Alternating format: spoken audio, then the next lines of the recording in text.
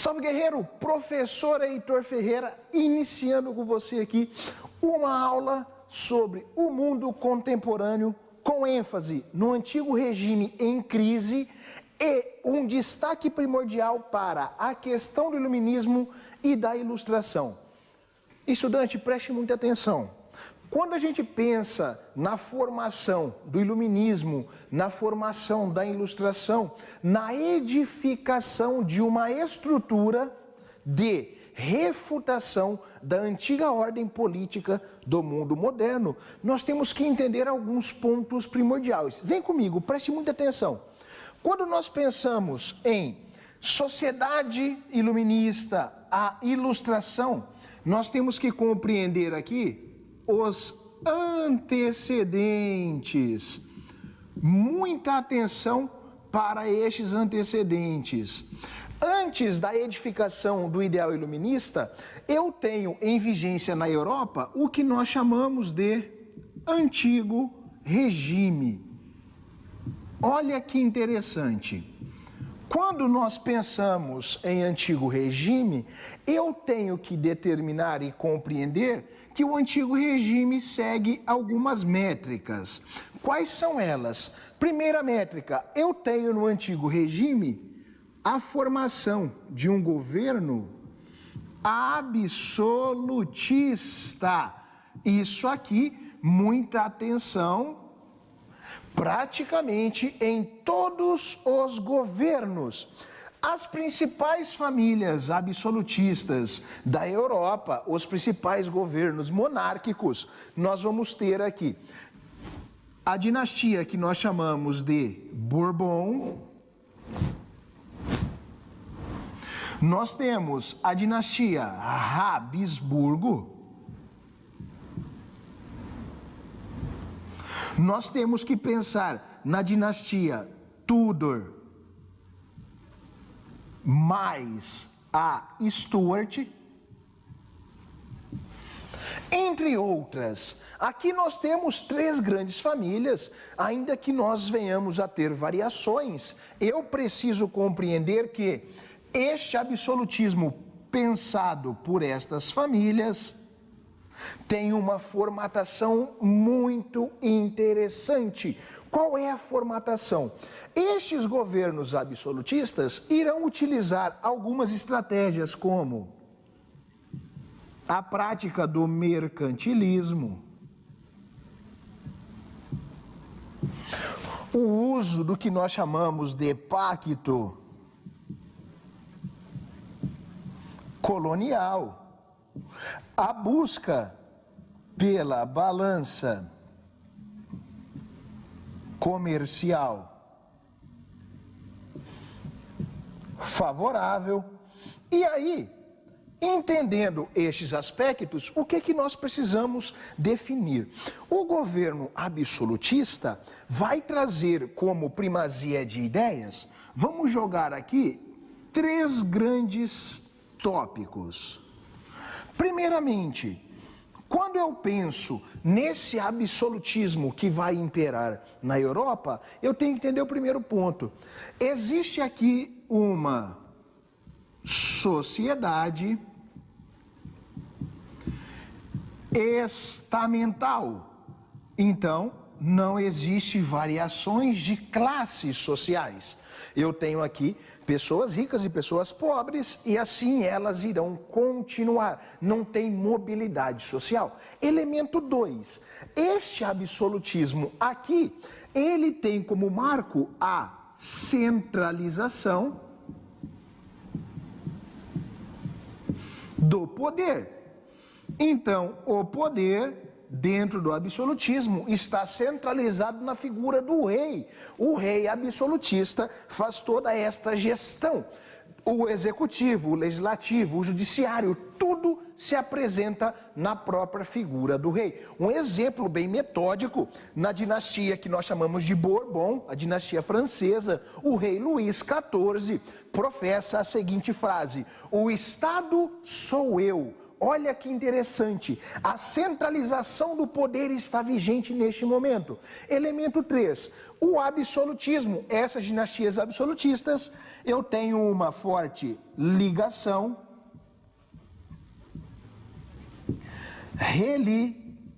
religiosa. Então, independentemente se a ideia religiosa é católica ou protestante, esta roupagem absolutista segue este patamar, segue este padrão. Aqui nós temos uma breve introdução do que vai ser a crise do antigo regime e um processo transitório. Se eu tenho que entender estas ideias introdutórias, eu preciso entender que existiam alguns autores que irão pensar aqui em favor do governo monárquico. Dentre os principais autores que nós vamos ver que vão validar o poder absolutista, eu vou destacar para você, estudante, 2. O primeiro, Thomas Hobbes. O segundo, Jacques Bossuet. Muita atenção agora.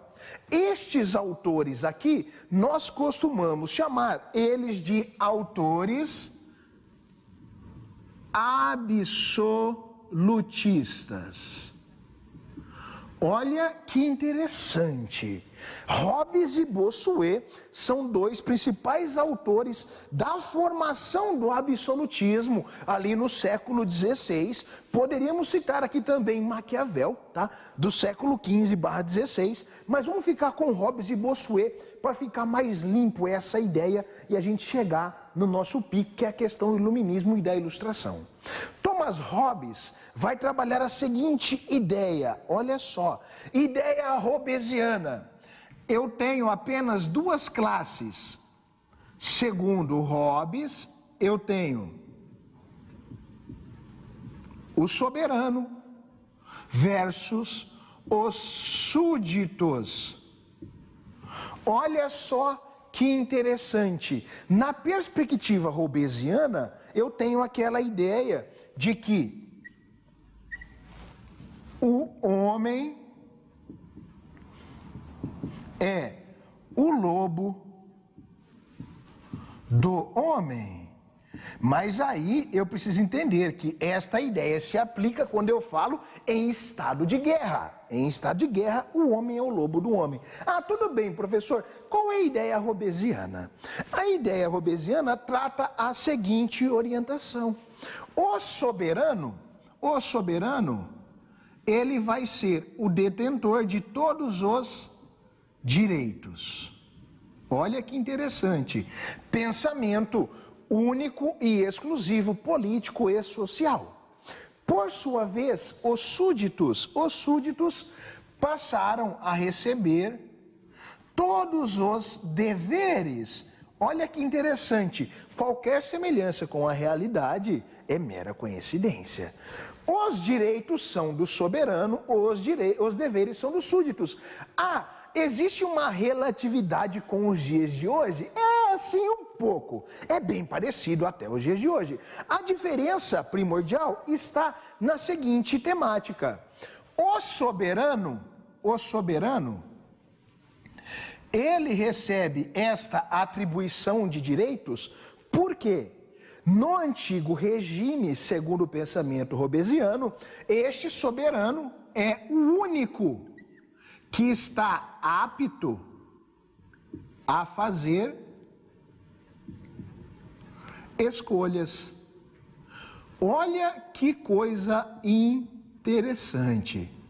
Somente este cara pode fazer escolhas. Como assim, professor? Eu vou dizer para você neste exato momento que os súditos, nesta perspectiva, aceitaram a sua inferioridade. Os súditos chegaram numa perspectiva de pensamento, segundo a teoria hobbesiana, de que se a população fizesse escolhas, se ela tivesse direitos, a sociedade se tornaria um caos. Olha que coisa interessante, um caos social, porque os súditos não conseguem pensar, refletir, fazer escolhas. E aí, por conta disso, estes súditos abrem mão de tudo a fim de que o soberano escolha por eles. Caraca, professor, e isso tudo, aonde que Hobbes vai edificar? Na sua obra O Leviatã.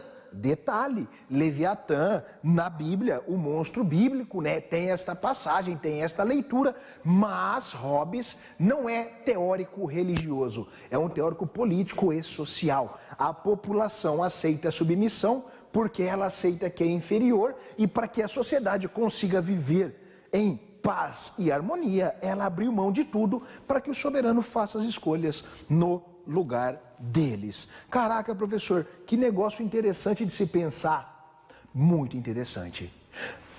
Depois de Hobbes, eu tenho o Jacques Bossuet. Jacques Bossuet, este sim, é um teórico religioso. Olha só que interessante.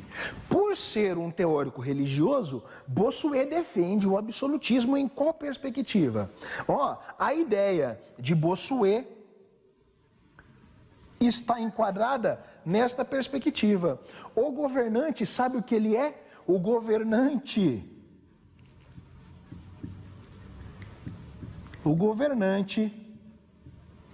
foi escolhido por Deus. Olha só, se o governante foi escolhido por Deus, e estudante, olha que coisa interessante, a população deve submissão a ele porque ninguém questiona Deus. Lembrando, século XVI, XVII, XVIII, ainda existe uma forte influência da filosofia patrística e escolástica do mundo medieval, que nós chamamos de mundo das trevas, mas que ainda impera na sociedade. E aí eu uso a figura de Deus para alavancar a figura dos absolutistas. Caraca, professor, e por que ele pensa isso? Muito simples. Segundo Bossuet, olha só, o poder foi extraído das sagradas escrituras. Então, o poder do soberano, eu vou retirar da onde? Da Bíblia. Influência religiosa em definitivo. Caraca, professor, então quer dizer que na Idade Moderna aqui, pensando em formação de um pensamento científico de cunho academicista, ainda existe autores que defendem o absolutismo, sim, sim. E agora, nesta mesma época, nós temos um autor que vai começar a romper este elo absolutista. O nome dele é John Locke. Olha só, teórico do século XVI, também chamado de pré-iluminista. Vamos ver John Locke para depois nós entrarmos em definitivo nos teóricos do iluminismo e da ilustração. Vem comigo, muita atenção neste exato momento. Aqui nós temos a figura de John Locke. John Locke residiu e pensou na mesma época em que eu tenho Bodin, Bossuet, Hobbes. Então ele está enquadrado ali no nascimento da idade moderna deste novo elo de pensamento. John Locke, ele vai trabalhar a seguinte ideia. Locke vai trazer para o debate o que nós chamamos de liberalismo. Olha só que interessante. O pensamento de John Locke vem nas seguintes instruções. Elemento 1. O liberalismo por sua vez, ele vai trazer à tona a garantia da propriedade privada. Então, a introdução em definitivo ao que nós chamamos de capitalismo está aqui em John Locke. Até porque depois nós vamos ver o liberalismo econômico com Adam Smith, que se inspira em Locke. Então, quando eu falo do nascimento da ideia em defesa do capitalismo, a propriedade privada, está em Locke. Mas, professor, é disso que nós vamos dar ênfase nesse momento? Não. Isso aqui é apenas mais um importante detalhe da figura desse indivíduo, John Locke. O liberalismo em Locke, ele traz uma perspectiva ímpar, muito interessante. Qual é essa perspectiva? Além da propriedade privada, John Locke vai trazer à tona a seguinte organização. John Locke vai trazer para a gente um processo de refutação ao governante. Professor, como assim um processo de refutação ao governante? O que Locke quis com esta ideia do liberalismo? Estudante, preste muita atenção. Para Locke, o governante, ele deve servir, trabalhar em prol da população.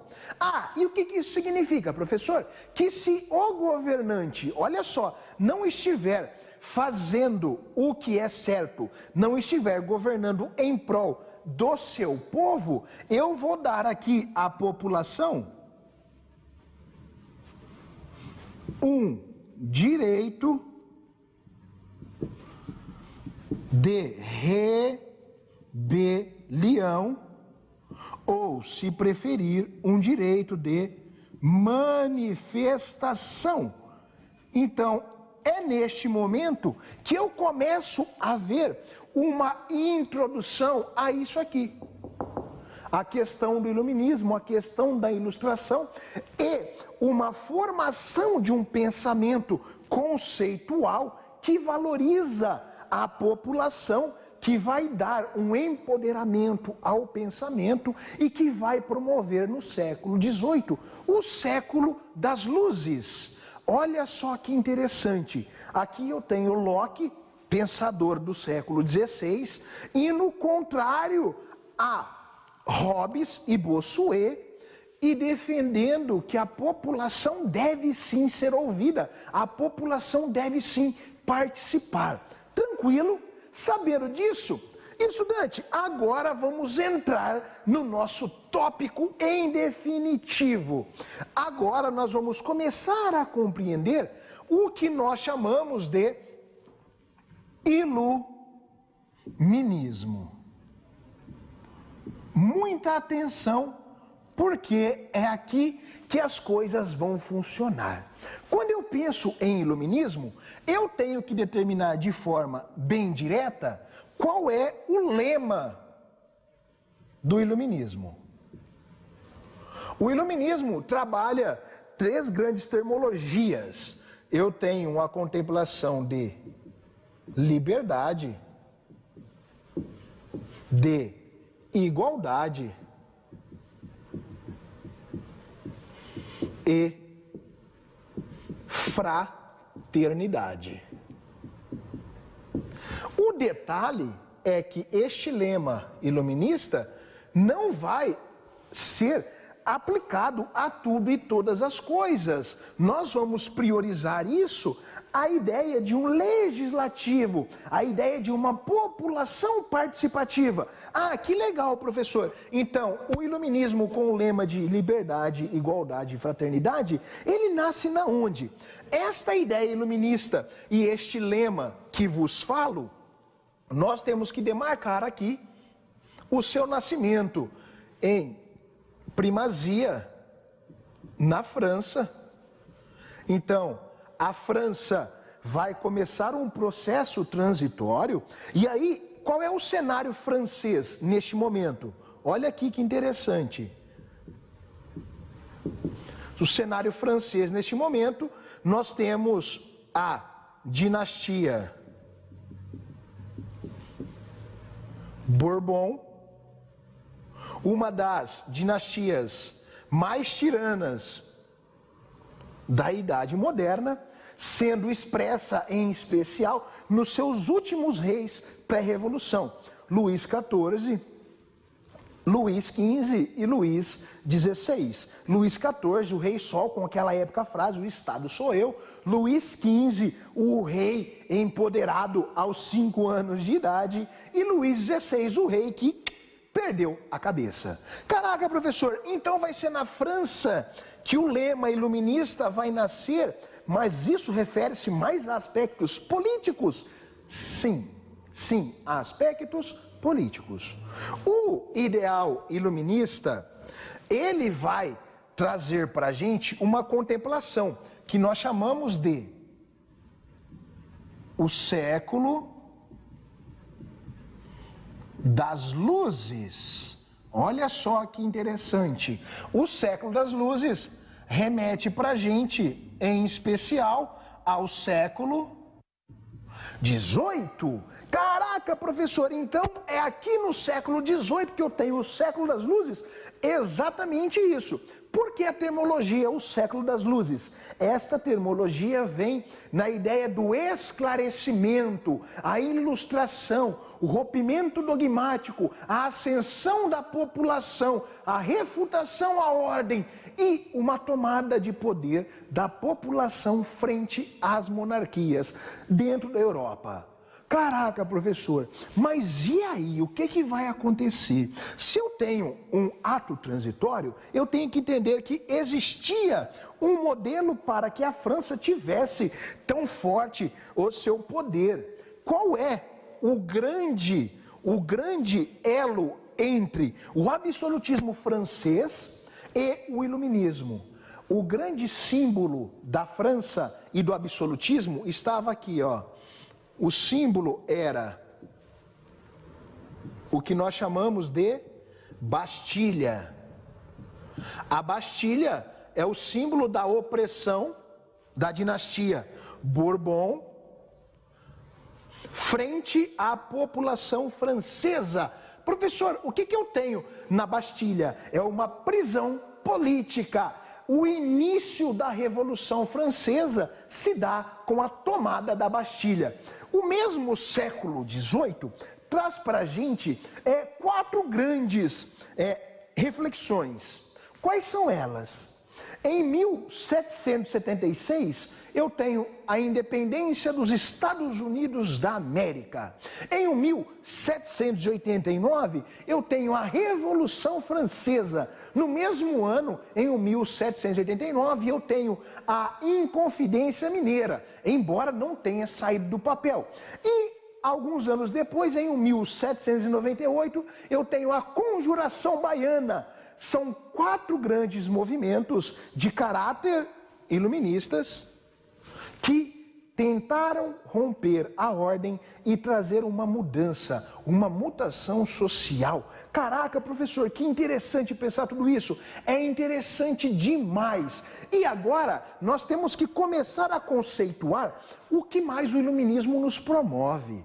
Olha só, quando eu penso em iluminismo, vamos trabalhar aqui algumas ideias que são nascentes deste movimento iluminista. Primeira coisa, o iluminismo vai trazer para a gente o que nós chamamos de liberdade de expressão.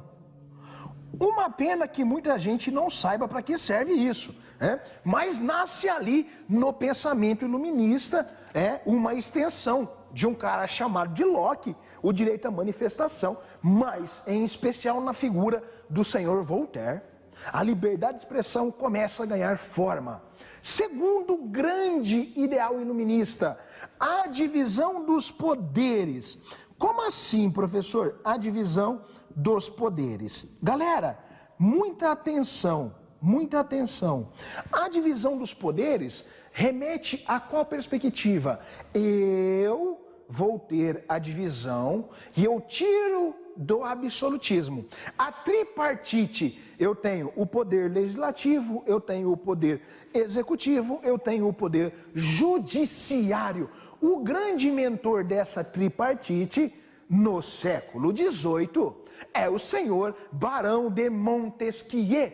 Lembrando que a ideia de tripartite do poder, ela vem se arrastando ao longo dos tempos. Lá na Antiguidade Clássica ouvia-se alguma coisa sobre a tripartite, mas o que nós usamos em pleno século XXI no Brasil é a divisão entre legislativo, executivo e judiciário, pensado pelo Barão de Montesquieu. Caraca, professor, o que mais?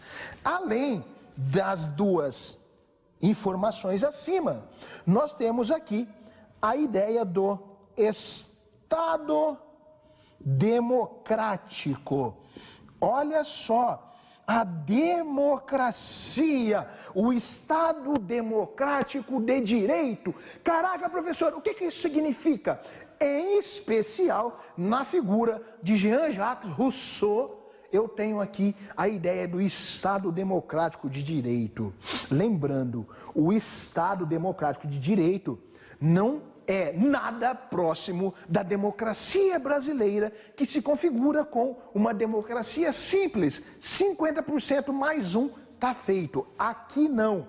O Estado democrático de direito, pensado nos ideais iluministas, ali com liberdade, igualdade, fraternidade, no século das luzes, eu teria um governante que iria conseguir trazer quase a totalidade populacional ao seu lado. Então, este governante teria uma aceitação muito grande da sua população. Afinal de contas, ele exerce uma grande função: governar e levar o país à prosperidade. Aqui nós temos 3 ideais, já está bom. Agora vamos ver os principais autores da chamada Introdução à Ilustração ao Século das Luzes e os seus desdobramentos contemporâneos. Olha só, dentre os principais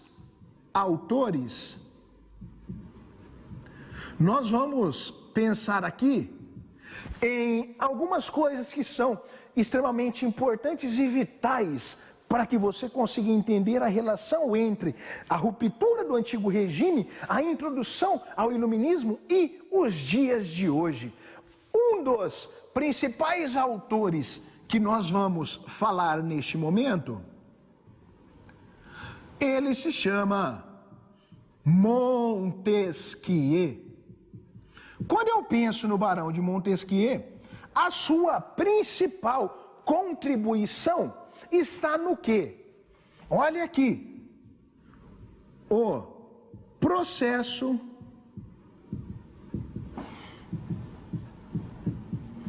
de divisão dos poderes. Esta divisão dos poderes segue a seguinte primazia: eu tenho o legislativo, eu tenho o executivo e eu tenho o judiciário. Professor, qual é a ideia de Montesquieu na divisão dos poderes? O poder controla o poder. Ah, e o que isso significa? O legislativo atua em parceria com o executivo, mas são órgãos independentes, e o judiciário na mesma proporção, cada um fazendo a sua função para evitar que um ou outro viessem a ser beneficiados. Caraca, professor, quer dizer que a divisão dos poderes, a tripartite do século XVIII, por Montesquieu, eu estou separando os poderes? É isso. Mas, professor, eu não vejo isso no Brasil hoje, parece que é uma coisa só às vezes. Às vezes as coisas estão mudando um pouco, em especial pensando no Brasil, né? Mas tudo bem. quando nasce a ideia, é isso. Eu vou fatiar o poder em 3 instituições, elas são independentes entre si, existe uma correlação e uma existência coletiva entre elas, mas sempre o poder controla o poder. Evita a centralização para que nós não tenhamos um absolutismo ou uma manutenção do poder por vias de um ou outro. Então, estou rompendo o elo absolutista. Tranquilo? Segundo autor que nós vamos falar aqui, neste momento, vamos pensar no Voltaire. Voltaire é um dos nomes mais importantes para a gente. Por quê? Voltaire trabalha a concepção, ele vai sair em defesa da liberdade de expressão. A liberdade de expressão, ela é fundamental neste momento iluminista, porque eu vou dar à população o direito de manifestar-se e emitir a sua opinião frente ao governo, frente à população.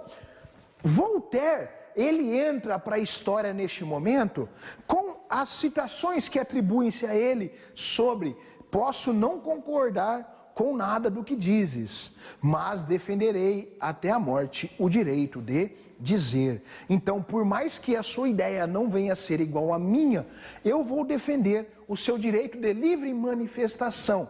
Haja visto que a liberdade de expressão é um elo transitório, é um elo de ruptura, porque, como nós vimos aqui, o cenário francês, eu tenho um absolutismo que a dinastia Bourbon pratica, e a Bastilha é o símbolo da opressão real frente à população. Agora, eu estou dando a esta população o direito de manifestação. Isso é ímpar, tá?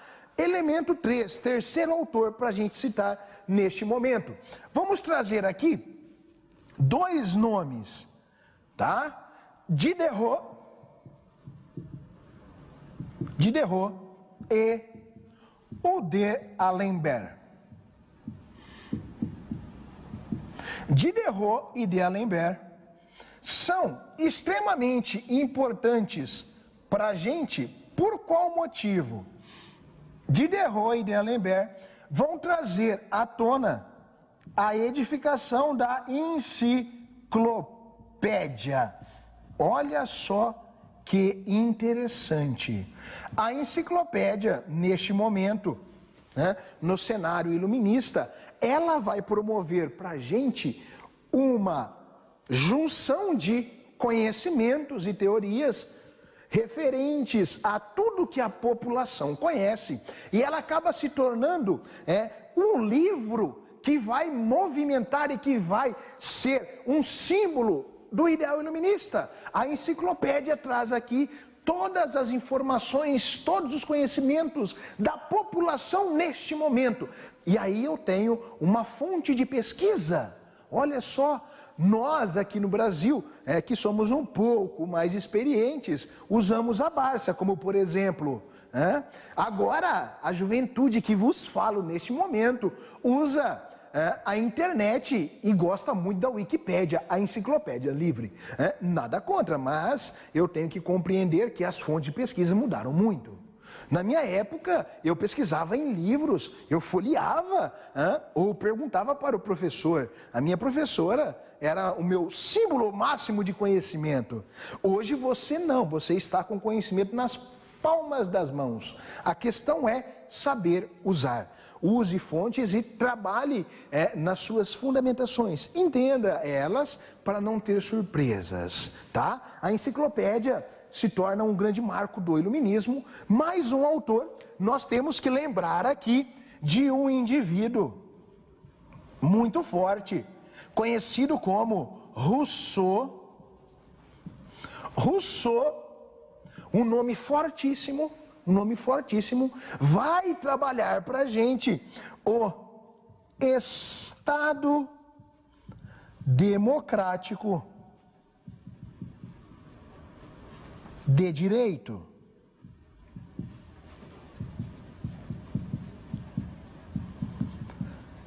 Quando nós pensamos em Estado democrático de direito, nós estamos pensando num ideal de democracia, nós estamos pensando na população em primazia, nós estamos olhando a população como parte efetiva, parte que escolhe. E aí, no Estado democrático de direito, pensado por Rousseau, aqui no Iluminismo, eu tenho um governante que consegue agradar, tá, a grande massa popular. Talvez não 100%, mas muito próximo disso. Porque, na perspectiva de Rousseau, este governante, ele vai servir a nação. Ele está ali para gerir o Estado. Ele é a figura máxima de poder que vai organizar tudo e todas as coisas. Olha só que interessante. Nesta mesma perspectiva, vamos colocar aqui também o senhor Adam Smith. Smith vai trazer à tona um pensamento já tratado anteriormente em Locke no liberalismo, só que Adam Smith vai trazer para a gente o que nós chamamos de liberalismo econômico. Aqui nós começamos a observar a autorregulamentação da economia. Aqui eu começo a ver um processo de separação do Estado da economia. Eu começo a ver a ascensão da burguesia como líder econômica. E aí nós começamos a vislumbrar e a entender que ocorre um elo de ruptura. Este elo de ruptura está aqui na lousa com alguns nomes, está aqui na lousa com outros nomes. Tem outros autores, como por exemplo, Immanuel Kant, extremamente importante neste elo de ruptura do pensamento monárquico, absolutista, para a introdução ao iluminismo. E agora vamos entender um pouquinho desta ilustração e do iluminismo e quais transições, quais mutações, quais alterações ele traz na prática. Primeiramente, quando nós pensamos nesta questão do iluminismo, vamos demarcar aqui algumas transições, algumas rupturas. Primeiramente, eu começo a observar com o iluminismo a separação entre política e religião. Olha só que interessante. O ideal iluminista vai tirar a religião de primazia no eixo político, porque vai nascer aqui o que nós chamamos de Estado laico. Detalhe, não estou dizendo para você, caro estudante, que o governo se tornou ateu, tá? Não é ateísmo, é apenas uma separação de funcionalidades. A política tem a função de gerir o Estado, garantir a ordem, a aplicação das leis, e a religião tem a sua função, que é orientar, que é trazer os dogmas religiosos, que é apresentar um caminho, tá? Elemento 2, o iluminismo vai trazer para a gente o esclarecimento. O esclarecimento, neste momento, refere-se a informações.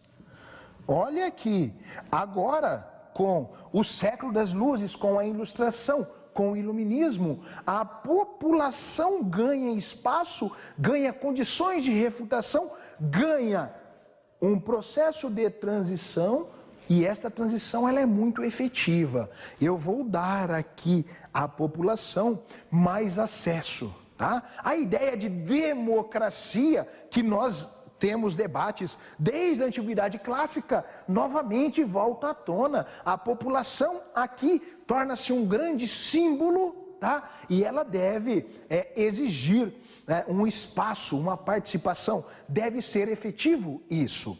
E aí, além destes pontos que são interessantíssimos e marcam a ideia iluminista, nós temos que trazer mais um desdobramento do iluminismo, que eu vou jogar aqui em preto para vocês, que é a formação do que nós chamamos de despotismo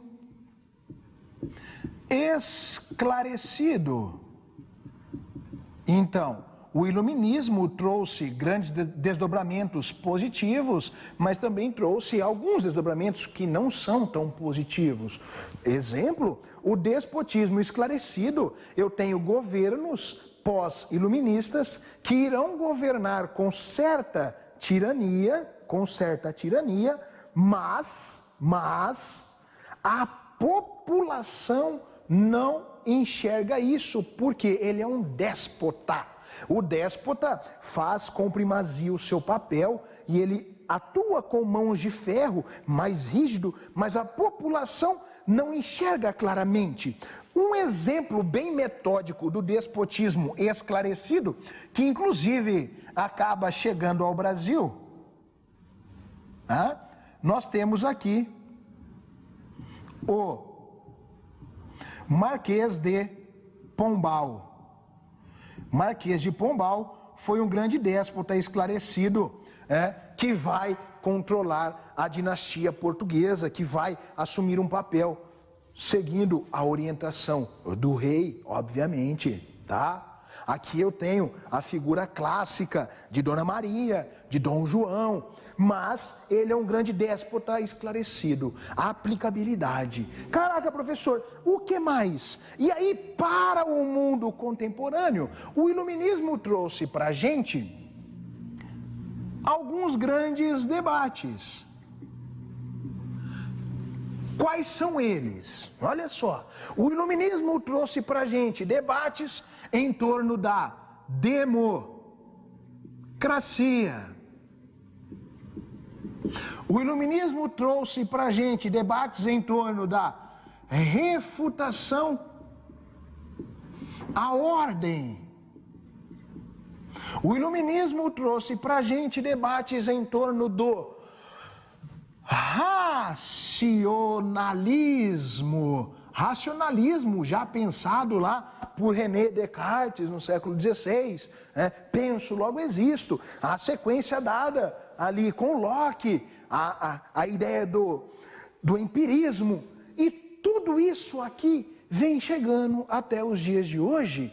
Então, quando nós pensamos no iluminismo, século XVIII, processo transitório, edificação, empoderação da população, o empoderamento populacional, tudo isso acontece pelo fato de que o século das luzes traz infinitas possibilidades para refutar a ordem, para refutar os dogmas e promover uma nova perspectiva social, política, religiosa, dando à população o seu empoderamento e o direito de manifestação.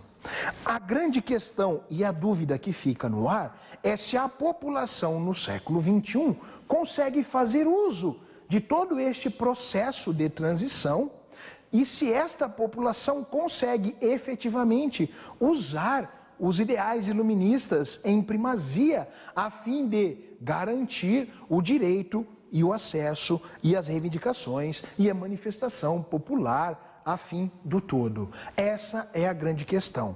Beleza, caro estudante, fechamos aqui essa aula, né?